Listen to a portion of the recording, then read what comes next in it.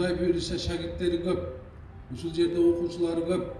Ал кишилерди тарбиялап өстүрүп койгон, бул кишинин эмгегин келечекте улап кете турган өзүнүн шагирттери бар. Кудай буйруса ошо тарбиялаган шагирттери ушул келечекте агайдай күчтүү инсан болуп тарбияланып чыгат деген биз терең ишеничибиз бар.